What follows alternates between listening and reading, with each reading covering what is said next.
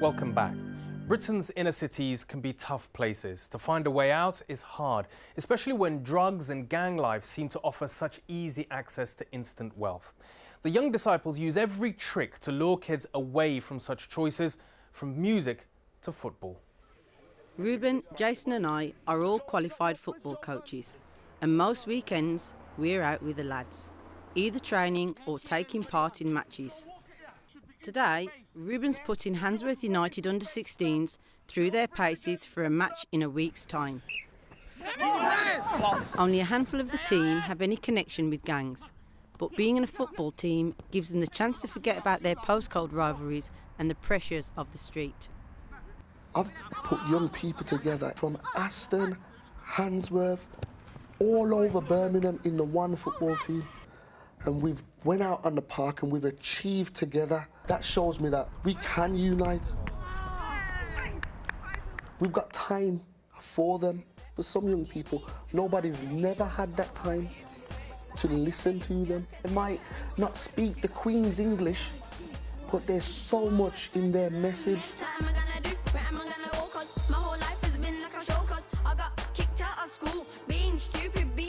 It's Monday night and we're working on a project called Creative Writing Positive Lyrics. There's a trend of young people who are writing a lot of negative lyrics. So we've opened up our studio to use their music and turn it from negative words to positive words. I'm really, really sorry for the mess that I have caused. I'll help you get it back to normal. My sister ran away, I wanted her to stay. My mother said God wanted her early.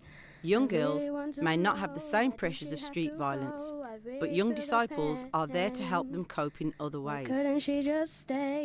Young girls are suffering abuse, and young girls are pregnant and are feeling written off by family in some circumstances and by society.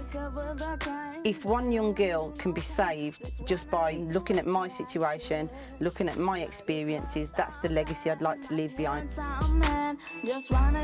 Young people are working on an album. It's all going to be positive words, their own voices, their own experiences, their own issues. When it's all compiled, they want to actually send this CD into schools.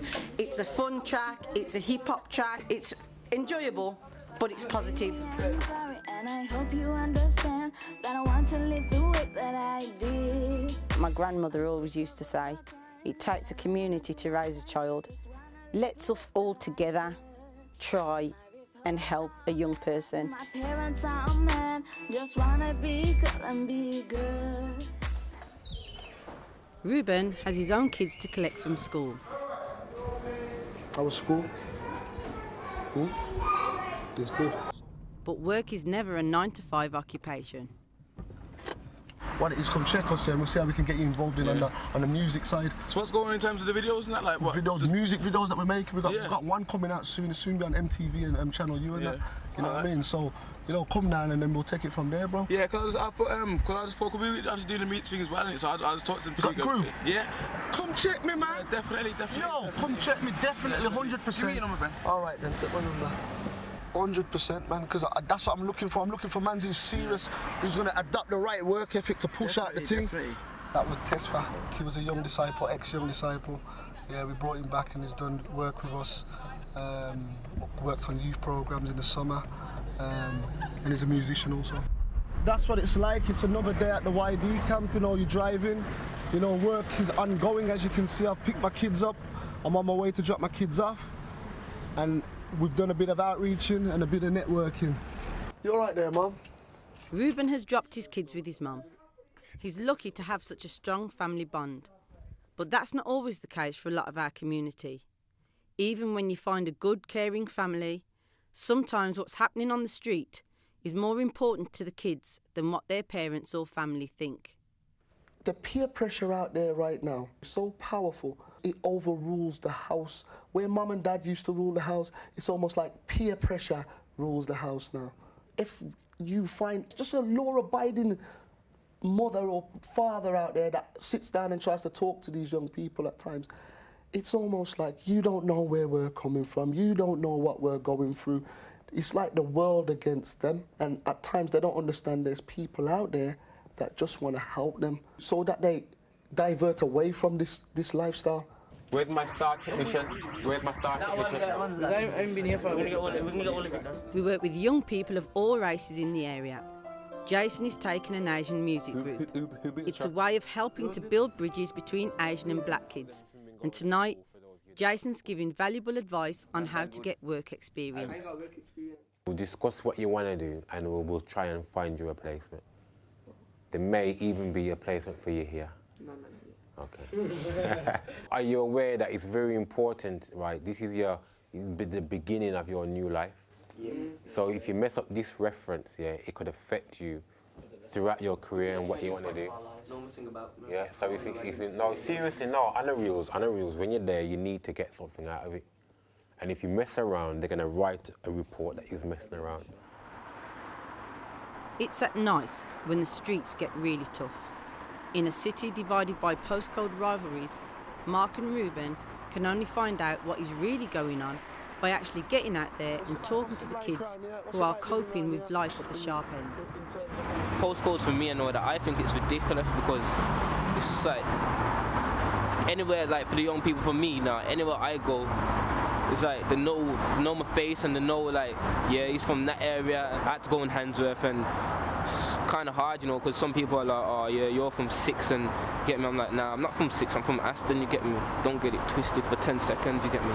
Straight up like that, you get me. I have to put it them plain and simple, man. Yeah, I've lived in this area most of my life, and to be perfectly honest, the only way to survive here and get anywhere is to become invisible, and that's the only way I've ever thingy survived. It's like, I don't know none of the man them. I do know them, I know their faces, but it's like, it's kind of a thing.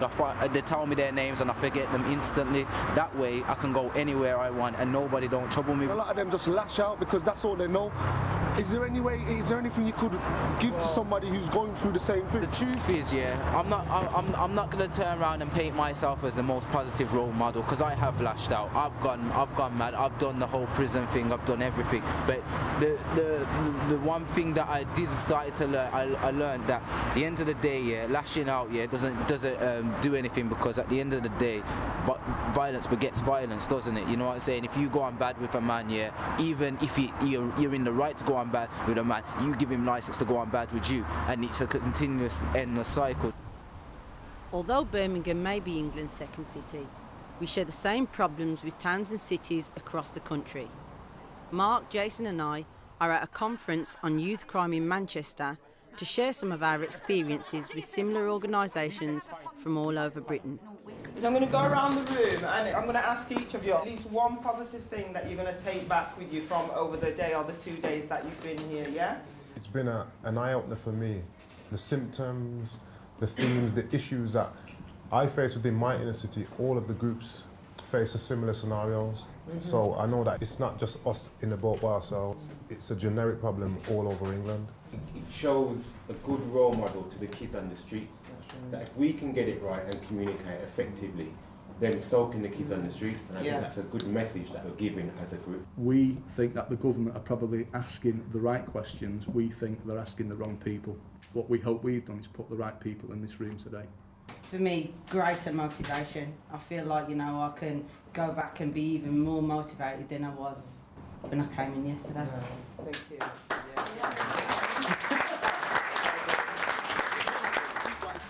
Back in Birmingham, the day of Ruben's under-16s cup match has arrived. Let's have some pride in ourselves, yeah? Let's have pride, man. I'm not telling you to go out there and foul and be dirty. I'm telling you to compete, and compete highly.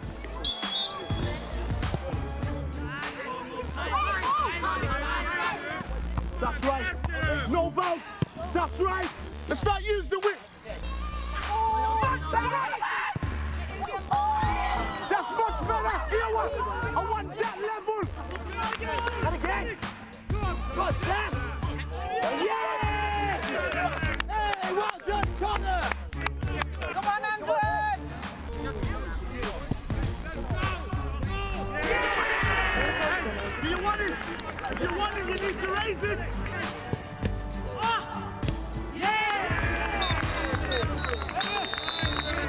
The lessons to be learnt in that game are, if you don't take your chances, you come off the pitch 3-0 down, go home and think about your games, think about if you think you played the best that you could play, and think about how you can improve your game. That's what I'm going to leave you with. Disappointment all round, and it's not the result Ruben was hoping for. But like all of us, Ruben has more than one way to measure success. If one person comes through our doors with a whole load of baggage and they leave our premises with a different outlook, that's a success. That's what makes me happy. While the Young Disciples team might not be playing in the Premiership anytime soon, their success off the football pitch can be measured in something more important than goals: lives saved. Thank you for watching, and I hope to see you next time on Witness.